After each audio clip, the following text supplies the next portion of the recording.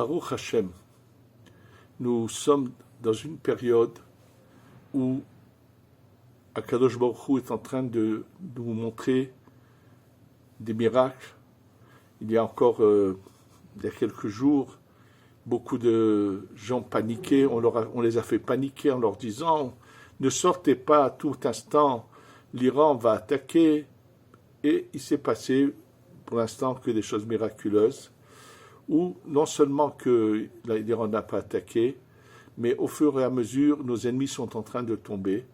Et c'est clair que nous sommes dans un processus qui va aller en s'amplifiant. Comment fait-on pour accélérer ce processus et en quoi est notre force? C'est-à-dire, qu'est-ce qu'on doit faire pour que ce troisième Beth Amikdash qui est prêt, qui doit descendre, comme je vais vous l'expliquer à la fin de ce cours, ça se passe comme ça. Alors, il y a plusieurs signes à cela. D'abord, on va voir que dans cette paracha de Ve'aya Ekev Tishme'un, l'allusion est claire. Il y a plusieurs signes qui nous expliquent comment on va faire pour que, justement, on arrive très vite à cet instant que beaucoup aujourd'hui attendent, qui est la délivrance totale. Cette paracha commence par les mots Vehaya, Ekev Tishme'un.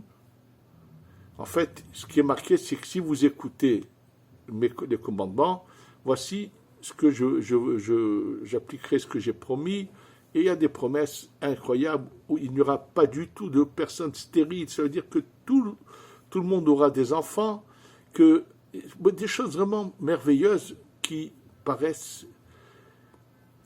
Comment ça peut se passer? Et surtout, on va comprendre à quoi fait allusion cette paracha. Je vais vous rappeler toutes les questions que se posent, la question que se posent les commentateurs, Rashi en premier, mais tous se posent cette question, que la manière dont les choses sont dites ne sont pas compréhensibles. Si on veut nous dire, si vous écoutez, vous aurez, on aurait tout simplement dû écrire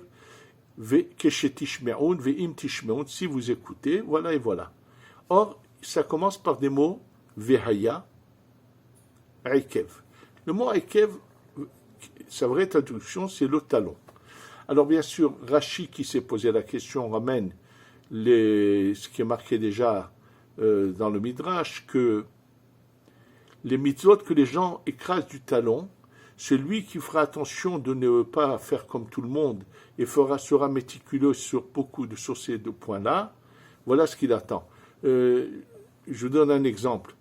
Il m'arrive de voir combien de fois que même des gens qui sont apparemment de bons gens, des gens qui connaissent un peu, qui sont religieux, et qui ne sont pas capables de s'abstenir de parler dans un Beth Knesset. C'est quelque chose qui est très grave. Et pire que ça, c'est que j'en vois qui, carrément, au milieu de leur prière, parlent alors que c'est formellement interdit. Et ce sont des choses qui paraissent banales pour beaucoup de gens qui sont pratiquants. Et là, il dit Rashi que celui qui saura faire attention à ces choses banales, pas banales, mais qui pour les gens sont banales, voilà tout ce qu'il attend. Simplement, c'est quelque chose qui concerne chaque individu et pas global, alors que la suite de ce qui est marqué paraît être une affirmation globale du tout l'ensemble du peuple d'Israël. Puis, il y a d'autres commentaires. Qu'est-ce que ça veut dire ce mot Ekev? Mais Rashi n'explique pas quelle est la signification de ce premier mot Vehaya. Il va se passer quoi Vehaya? Alors, on va voir une autre formule d'explication et on va voir comment on va faire pour que justement cette situation dans laquelle nous vivons, où la lumière descend, va en s'amplifiant. Le mot Vehaya, on le sait, c'est un mot qui annonce de la joie. C'est marqué, le mot Vahi annonce des douleurs, Vehaya annonce de la joie. Et là, sachez qu'on est en train de nous dire que qui c'est qui va se réjouir de manière totalement quand va venir la Géoula? Vehaya, le mot Ekev fait une allusion au moment de la délivrance. Sachez qu'il est marqué plusieurs fois quand on parle de la période où le Mashiach se dévoile, c'est marqué Be'ekveta de Meshiach. le moment, c'est-à-dire le talon, au moment où le Mashiach vient, ou c'est quand on arrive à la fin de la période. Pourquoi on appelle ça le talon? Parce que dans le livre de Daniel, lorsqu'il parle de la venue du Mashiach, il dit « Katmade raglin beraglin », lorsque les pieds arriveront au niveau des pieds, il fait là-bas une allusion qu'on aura fini de prendre les dernières étincelles de lumière qui se trouvent dans ce corps qui est mauvais, qu'on appelle Adam Belial, c'est-à-dire dans le mauvais, qu'on arrivera au bout des talons, on aura pris les dernières parcelles et on les aura rentrées dans la Gdusha, via le Mashiach. Et là, on nous dit, pour qui ça serait une simcha au moment du Haïkev, au moment où le Mashiach se dévoile? Tishme'un. C'est ceux qui auront su écouter, qui auront su s'appliquer, qui auront su se préparer, et eux auront de la joie. Pourquoi? Comme je vais vous le dire tout de suite, sachez que, en ce qui concerne le troisième Beth Amikdash que nous attendons, comment les choses vont se passer? Alors, il faut le savoir dans le traité de Souka. C'est un traité dans la Gemara qui s'appelle Masechet Souka, page 41, Daf Mem Aleph, au bas du premier côté de la page. Là-bas, il est question de, par rapport à des choses actuellement qu'on n'a pas le Beth Amikdash. Par exemple, manger de la nouvelle récolte de blé, ce qu'on appelle le Chadash, c'est le jour, à partir du premier jour de Chol HaMoed de Pessah, où dès qu'il fait jour, on peut le manger. Au temps du Beth Amikdash, c'était lorsqu'ils avaient emmené l'offrande du Homer. Et là, la Gemara parle que comment se fait-il qu'on puisse permettre de manger directement actuellement de cette nouvelle récolte. Mais voilà que si le Beth Amikdash arrive, les gens diront l'année dernière, dès qu'il a fait jour, on a pu manger, et là aussi, ils vont penser que c'est la même chose. Or, c'est pas la même chose, puisque dès que le Beth Amikdash descend, il faut attendre d'emmener d'abord cette offrande, et pas dès qu'il fait jour. Donc, c'est la question de la Gemara, et la Gemara dit, essayez de comprendre, mais comment ça va se passer? Le premier jour de Pessah, c'est la fête. Pendant la fête, il ne peut pas y avoir de construction de Beth Amikdash. Donc, comment c'est possible? Et Rashi explique, il dit, attention, le Beth Amikdash, quand il était construit par les hommes, c'est vrai qu'on ne peut pas le faire pendant la fête, mais ce Beth Amikdash que nous espérons n'est pas fait par les hommes, il est déjà prêt là-haut, et il descend en un instant, donc il explique ce que la Gemara veut dire, que tout d'un coup le Beth Amikdash arrive. Et là, Rashi, comme référence, donne le pasouk, le verset qui se trouve à la fin de Azir Shir Moshe, Mikedash Adonai konenu yadecha. Le sanctuaire, le Beth Amikdash de Dieu, c'était toi, Dieu, c'est tes mains qui l'ont fait.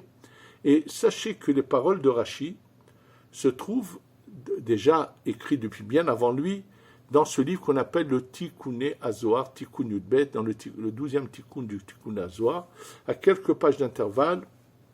2 fois, il est marqué la même chose, où il est marqué exactement les termes de Rashi, où il est dit que pourquoi le premier et le deuxième Beth Amikdash ont été détruits, c'est parce que c'était la main de l'homme, mais le troisième Beth Amikdash, ça sera uniquement de la main de Hachem qui va le construire et personne d'autre. C'est Hachem qui le construit. Oui, c'est marqué 2 fois, et dans une des 2 fois, à chaque fois, le Tikkun Azohar emmène un autre verset. Dans un des endroits, il emmène, si Hachem ne construit pas une ville, alors ceux qui le construisent perdent leur temps. Ça a été le cas du premier et du deuxième, qui n'a pas été fait par les mains d'Hachem. C'est pour ça qu'il est détruit. Et là, dans le deuxième endroit, c'est à quelques pages d'intervalle, il est ramené ce verset que Rashi a ramené. C'est-à-dire que, en fait, il se passe qu'un Beth Amikdash descend. Ça veut dire qu'il va être spirituel. Et là, que se passe-t-il? Ce qui va se passer, ce que les gens ne savent pas, ils ne comprennent pas, c'est que, étant donné que ça va être un sanctuaire qui va descendre, c'est comme un ange qui descend, qui a une apparence humaine, mais qui n'est pas en matière vraiment, c'est qu'une apparence. Ça sera pareil avec ce Beth Amikdash, qui va avoir une apparence, bien sûr, c'est comme si que les 2 premiers vont venir être comme une sorte de récipient dans lequel cette lumière descend. Simplement, le problème, c'est que celui qui n'aura pas été prêt n'arrivera pas à s'approcher parce que la lumière sera aveuglante, elle va aveugler. C'est pour ça qu'on nous dit sache une chose, Vehaya, ça sera de la joie, Be'akev au moment de la venue du Aikvita des Mashiach, Tishme'oud, ceux qui auront écouté, mais combien de bienfaits ils vont se passer pour tout cela. Les autres qui n'auront pas écouté, mais on leur donnera un temps de réparation, ça mettra du temps jusqu'à qu'ils puissent approcher le Beth Amikdash. Donc on est en train de nous montrer que, il faut le savoir, que c'est la préparation que Hachem prend le temps de nous laisser actuellement, c'est qu'on prenne conscience qu'il faut se préparer. Hachem est très patient, c'est pour ça qu'il est dit que cette délivrance ne va pas être dans la précipitation comme en Égypte, qu'il l'obertipazon. Pourquoi Hachem retarde et retarde, bien qu'on soit très proche du dernier moment, pour laisser la possibilité à beaucoup de gens, c'est le cas, de se réveiller, de mettre au moins une fois les tefilines, de faire, commencer à faire quelque chose, être apte à pouvoir recevoir cette lumière qui va se révéler. Et sachez que les choses vont aller en étant de plus en plus spirituelles. C'est pour ça que dire que c'est les hommes qui le construisent, c'est de nouveau matérialiser, alors qu'on doit passer une étape où, au contraire, on doit passer à l'étape de la spiritualité. Il faut le savoir que la puissance du Mashiach, ça sera qu'Alodora, il saura tout ce qui se passe sur chacun, et que quand on parle de guerre que va faire le Mashiach avec les nations, il ne s'agira pas d'une guerre physique, mais tout simplement de quelque chose de spirituel. Et pour mieux comprendre cette image de spiritualité, je vais vous ramener ce qui est mentionné dans la Gemara de Masechet Sota. Oui, en ce qui concerne Elisha. Alors, pour comprendre cette Gemara de Masechet Sota, je vais vous raconter exactement qui c'est qui nous a expliqué la profondeur de cette Gemara. Alors, je vais d'abord vous la citer dans l'ordre. La Gemara dans Masechet Sota, Daf Mem Vav Amud Bet et Mem Zayin, page 46 du 12e côté de la page, et la page 47. Là-bas, la Gemara explique l'importance de raccompagner celui qui nous a rendu visite, de le raccompagner jusqu'à la sortie de la ville. C'était le cas avant, où quand quelqu'un venait, et lorsqu'il devait prendre la route, on l'accompagnait jusqu'à la sortie, jusqu'à la route où il sort. Et la Gemara explique l'importance que ça a, et pour montrer cette importance, ramène l'histoire de ce qui s'est passé avec Elisha. Elisha est l'élève de Eliyahu Hanavi. Alors, je vous rappelle, Eliyahu Hanavi, c'est Pinchas. Il est resté sur terre plus de 600 ans, puisque Pinchas est dans la génération du désert, et il va ensuite rentrer en Eretz Israël, et qu'après plus de 600 ans, il va monter dans un char de feu au ciel. Mais pour cela, il va jusqu'au Jourdain, il va accompagner ça s'est passé après que Eliyahu Hanavi a détruit tous ces chefs d'idolâtrie du Baal, et ça c'était au mont du Carmel. Une fois qu'il a réussi à faire tchouva au Am Israël qui se sépare de l'idolâtrie, il va jusqu'au Jourdain accompagné de son élève qui est Elisha. Et d'ailleurs, lorsqu'il monte dans ce char de feu, il jette sa tunique, il la jette à Elisha, qui va la prendre, et Elisha voit son maître monter dans un char de feu au ciel. Et après cela, donc c'est au Jourdain, du Jourdain, Elisha revient et rentre dans la ville de Yéricho. Quand il arrive dans la ville de Yéricho, bien sûr, il est bien accueilli par les gens. Et il dit, c'est une mitzvah d'aider, quand on vient dans un lieu, d'aider les gens. Il leur a dit, est-ce que vous avez un problème? Ils lui ont dit, oui, on a un très gros problème ici dans cette ville. Dans la ville de Yéricho, il y a un cours d'eau, mais ce cours d'eau, il a de l'eau salée. Et donc, ça les empêchait de consommer de cette eau. Ceux qui veulent, Ezrat Hashem, bientôt on rentrera dans Yéricho comme on le faisait il n'y a pas longtemps encore. Moi, j'ai eu l'occasion plusieurs fois dans le passé, quand on allait vers le nord, on passait par la ville de Yéricho, et j'ai vu sur le côté de la route un cours d'eau, et on m'a dit qu'effectivement cette eau-là était de l'eau salée jusqu'à aujourd'hui. En tous les cas, c'était le cas, et ça obligeait les gens de Yéricho à devoir acheter de l'eau potable. Il y avait des gens qui, c'était leur métier, était d'aller chercher dans des puits en dehors de Yéricho, où il y avait de l'eau potable, de l'eau normale, de la ramener de la vente cette eau-là. Et naturellement, c'était embêtant de devoir, pour la consommation, devoir constamment acheter de l'eau au lieu d'avoir une source d'eau normale. Donc quand Elisha entend cela, il leur dit, apportez-moi une nouvelle assiette avec du sel, oui, et il fait quelque chose. Il leur dit, allez, vous voyez, buvez, l'eau est potable, l'eau n'est plus salée de ce cours d'eau. Donc ça y est, ces puiseurs d'eau ne sont plus nécessaires. Bon, les gens étaient heureux, sauf qui était triste, c'était ces puiseurs d'eau qui, pour eux, ça a été une perte de leur gain, de ce qu'ils doivent gagner comme argent. Et là, donc, les gens sont contents, et donc Elisha va prendre la route. D'abord, il faut comprendre pourquoi cette histoire d'assiette avec du sel, on va tout de suite expliquer. Et quand il sort de la ville, il n'a pas été accompagné par les gens, et les puiseurs d'eau l'attendaient à l'extérieur de la ville, et lui parlent très mal. Ils oublient que c'est le prophète, c'est le rabbin de la génération, et ils lui disent des mots vulgaires. Va, espèce de chauve, tu as rendu chauve la région, tu nous as fait perdre notre moyen de vivre. Il faut voir comment il lui parle. Et c'est marqué qu'il regarde, il voit que de ces gens-là, il va y avoir rien de bon, va sortir même avec plusieurs générations.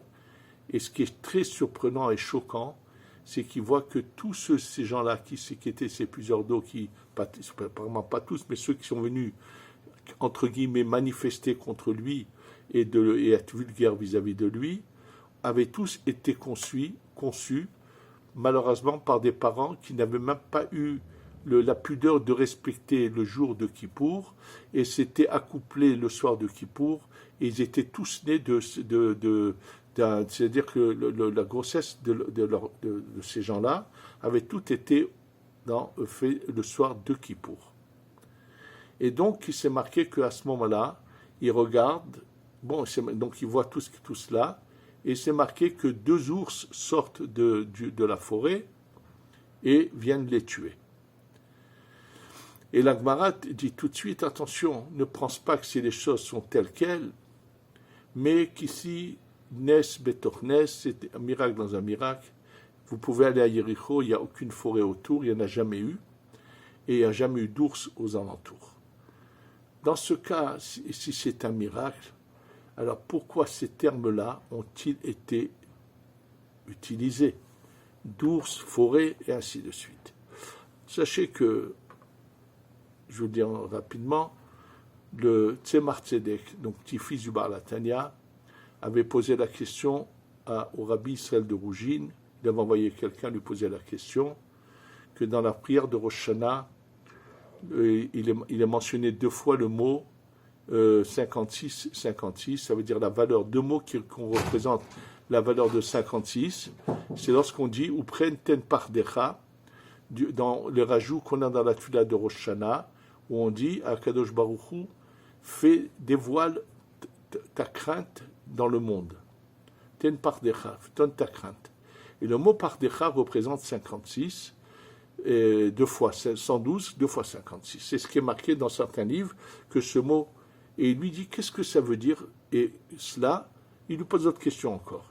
Et là, le Rabbi Israël Meroujine lui répond et utilise cette Gemara que je viens de mentionner. Alors, qu'est-ce qu'il lui dit? Il faut le savoir que le courroux de Dieu, d'Hachem, il a 5 niveaux. Il y a 5 niveaux de ce qu'on appelle de din. Il y a le din numéro 1, et quand ça va en sanctifiant, numéro 2, encore pire, numéro 3, ainsi de suite. Alors, d'où viennent ces 5 formules de din?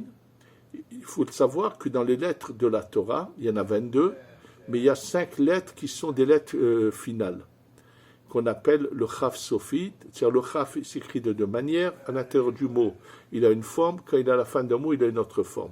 Le même, c'est pareil. Le nun, c'est pareil. Le p et le tzadi. Alors, dans la Gemara, quand on parle de ces 5 lettres, elles ne sont pas dans leur ordre, elles sont dans l'ordre de, on dit man tzafach. Et si on devait les lire dans leur ordre, ça serait Kimnapetz. Ces 5 lettres-là finales sont une allusion des lettres qui représentent la rigueur, le din. Les 22 lettres de l'alphabet ne représentent pas le din, mais les 5 finales représentent le din. Alors, ces 5 lettres qui représentent le din sont la révélation du din quand Akadosh Baruch Hu le fait descendre. Quand vous faites le compte de ces 5 lettres, 20 plus 40 plus 50 plus 80 plus 90, on arrive à la valeur de 280. 280, c'est la valeur numérique du mot Ya'ar, le mot Ya'ar qui veut dire la forêt. Donc il y a par dinim, il y a 280 parcelles de lumière de din, et que nous, souvent, on cherche à adoucir pour nous. C'est le cas, par exemple, du soir de Rosh Hashanah, quand on prend la pomme, qu'on la met dans le miel, c'est de vache, c'est 280 plus 26. Ça veut dire qu'on va prendre les 280 et le 26, c'est le nom de Dieu qui va adoucir le din pour nous. C'est pour ça qu'on demande d'avoir une bonne année en prenant la pomme dans le miel, parce que le mot miel en hébreu de vache fait une allusion à l'adoucissement du din. Il y a même l'allusion dans le shofar, le mot shofar, on le partage en deux, on a cette allusion aussi. Sho, Shuf, Shinvav, c'est 306, c'est 280,26. C'est-à-dire que le shofar vient adoucir par shofar, par ces 280 sont adoucis. Ça veut dire que à Rosh Hashanah, on a plusieurs opportunités d'adoucir le din pour nous. Et des fois, c'est l'inverse, on va développer le din sur nos ennemis, comme dans la bracha de la fin de la Megillah, Arav et Trivenu, il y a 5 mots qui se terminent par le 56, où on fait justement une allusion que les 5 niveaux de din vont aller sur nos ennemis. Et là, il faut savoir que, il lui dit, Rabbi Israël Meroujin explique que toute l'année Akadosh Baruch Hu utilise qu'un seul niveau de din tout le temps pendant l'année, pas plus. C'est pour ça que Hachem est patient et que les gens qui commettent des erreurs ne reçoivent pas tout de suite leur punition. Et à Rosh Hashanah, il y a une sorte de crainte, de peur qui se manifeste. Alors, 280 divisé en 5, ça fait 56. Donc toute l'année, il n'y a qu'un 56. À Rosh Hashanah, il y a 2 fois 56. Il y a un deuxième niveau qui se réveille. C'est en allusion dans la Tfila quand on dit Prenten pardecha, le mot pardecha, ta crainte, ta peur, c'est 112, 2 fois 56. Et c'est quand est-ce que Hachem utilise 5 fois 56, c'est quand il doit frapper nos ennemis. C'est ça qu'il utilisera le Mashiach pour les anéantir, qu'avec quelque chose de spirituel. Donc maintenant, qu'est-ce qui s'est passé? En fait, le mot Doubim, comme il est écrit, Dalet Betud même, c'est 56. En fait, ici, c'est ce qu'a fait Elisha. Il n'y a jamais eu de forêt ou d'ours, il ne s'agit pas d'ours, il s'agit que tout simplement Elisha a pensé à faire descendre cette lumière de 2 fois le din, donc Shne Doubim, 2 fois 56, d'où il les a pris des 280, et c'est avec ça qu'a tué plusieurs d'eux qui ont eu une attitude qu'il ne fallait pas avoir. En fait, il a pris 2 parce que 3 déjà des rigueurs avaient été adoucies, oui. Lorsqu'il avait demandé une assiette avec du sel, le mot sel en hébreu mélar, c'est 3 fois 26. Il avait l'eau salée, c'est le din, et l'eau douce, c'est le chesed. Et donc, il a transformé le din en chesed en faisant, c'était sa pensée, donc le mélar, c'était une image. C'est l'image qu'il y a à chaque fois qu'on fait le motzi, on trempe le pain dans le sel. C'est une allusion à l'adoucissement du din. On vient manger, on vient faire une action qui est matérielle. On a besoin avant tout que la lumière du din s'adoucisse pour qu'on fasse cette action comme il se doit et qu'on mange d'une manière qui soit juste pour être en bonne santé et ainsi de suite. Ce qu'on voit à travers tout cela, c'est qu'aujourd'hui, finalement, si on sait écouter la parole d'Hachem et on peut faire que tout simplement, Hachem va de lui-même anéantir tous nos ennemis. Et au fur et à mesure que le Beth Amikdash descend, cette lumière se répand, elle est réparatrice pour nous, ça veut dire qu'elle va pour nous adoucir le din, mais elle va au contraire utiliser le din sur tous ceux qui nous veulent du mal. Et c'est pour ça que ce Beth Amikdash, c'est quelque chose où il n'y a pas la main humaine, c'est quelque chose qui doit être spirituel, puisque finalement, le but est d'arriver et de transformer la matière en lumière. Et c'est ça ce que nous savons, comme je vous l'ai mentionné, que nous attendons à tout instant, que ce Beth Amikdash. Et sachez que tous ceux qui auront su écouter et se préparer à cette venue du Beth Amikdash, c'est à ça que fait allusion cette paracha en disant Ve'aya Ekev Tishmeon, Ve'aya, ça sera de la simcha, de la joie à la venue du Mashiach, ceux qui auront su écouter. Oui, parce que malheureusement, pas tout, et Rashi a tout à fait raison de faire une allusion à ce que les gens bafouent du pied. C'est parce qu'il y a beaucoup de choses qui sont bafouées dans le monde aujourd'hui, et même des choses graves, comme même des gens qui, entre guillemets, se disent religieux, mais combien de choses graves ils se permettent de faire quand ils se permettent de vivre maritalement avec une femme sans la marier, c'est quelque chose de grave, et qui s'imaginent, même si, quand je parle bien sûr en se mariant avec une femme juive, attention, tous ceux qui touchent à des non-juifs, ils font quelque chose de très grave, et beaucoup de choses comme ça, où les gens se donnent des tolérances, et il faut qu'ils le sachent, que quels regrets ils auront, quelles souffrances ils auront avec la venue du Mashiach. Je vous ai dit que c'est une période qui est longue, parce qu'il faut qu'il y ait laisser le temps à chacun de préparation nécessaire pour arriver à l'étape d'après, qui est le vrai Shabbat des 6000 ans, où là, c'est que de la spiritualité qu'on va passer à l'étape de la spiritualité. Et cette période transitoire, elle va pas être la même pour chacun, tout dépend de chacun comment il se sera préparé. Il y en a qui auront la chance tout de suite de devenir spirituel, de pouvoir monter, écouter les shurim d'Akadosh Baruch Hu, d'autres seront en stand-by. Il y aura tellement de chacun en fonction de sa préparation. Donc, très important d'écouter, de se réveiller, de penser, de savoir que si on est proche, c'est vrai, mais Hachem a de la pitié et de la miséricorde. Il fait traîner les choses pour que chacun puisse se réveiller et ne pas subir après le courroux. Qu'il n'ait pas besoin que des ours viennent lui faire des chatouilles, je dirais, pour m'amuser, ou de dire des choses plus dures, et que chacun comprenne sans que la Midatadine vienne sur lui, se réveille avant que vienne la Midatadine. Parce que quand la Midatadine se réveille, c'est terrible. Alors, on doit se préparer. On est vraiment dans une période proche. Réveillons-nous, dépêchons-nous de faire attention à tous les détails. Et sachez que par nos prières, on peut faire que nos ennemis soient anéantis. Il y a juste 2 jours, une voiture remplie d'explosifs dans les territoires près de Khalkhoul, qui était prévu par 2 Palestiniens pour faire un attentat, leur a explosé, et ils sont, bien sûr, avant qu'elle arrive, il y a eu toute la voiture qui est pleine d'explosifs, leur a sauté à la tête, et comme ça a été fini. C'est-à-dire la main d'Hachem a agi. Elle va continuer comme ça à agir sur tous, et on va bientôt assister à l'écrasement total de nos ennemis, et à la descente du 3e Beth Amikdash que nous attendons tous les instants.